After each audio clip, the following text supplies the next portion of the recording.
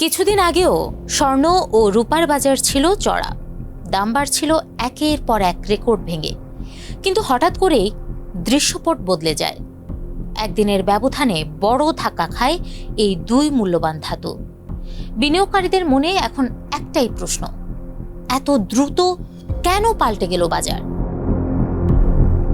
দীর্ঘ সময় ধরে টানা ঊর্ধ্বগতির পর হঠাৎ করেই বিশ্ববাজারে বড় ধরনের দরপতন দেখা গেছে এই দুই মূল্যবান ধাতুতে।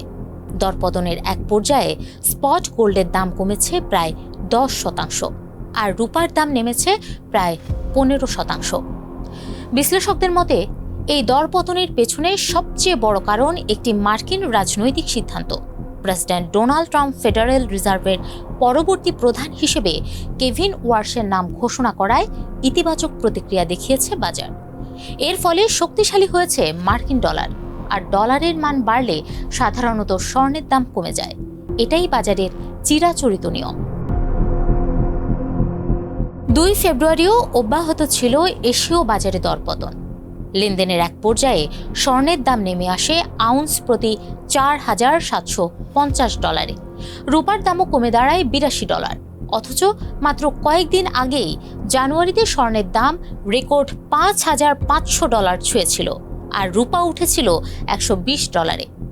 দাম কমার কারণ শুধু ডলার নয়, স্বর্ণরূপা কেনাবেচার নিয়ম বদলানোয় এখন ব্যবসা করা বেশি খরচের।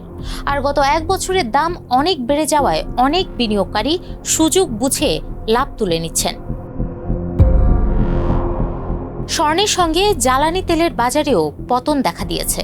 অপরিশোধিত তেলের দাম কমেছে প্রায় 5%।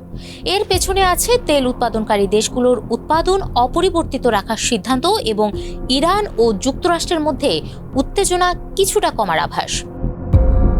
এই দরপতন গত কয়েক দশকের মধ্যে অন্যতম বড় ঘটনা হলেও স্বর্ণের বাজার এখনও গত বছরের তুলনায় অনেক বেশি চড়া। বিনিয়োগকারীরা এখন তাকিয়ে আছেন ফেডারেল রিজার্ভের পরবর্তী পদক্ষেপের দিকে। 2026 সালে সুদের হার কমানোর যে সম্ভাবনা রয়েছে তা স্বর্ণের দামকে আবারও টেনে তোলে কিনা, সেটাই এখন দেখার বিষয়।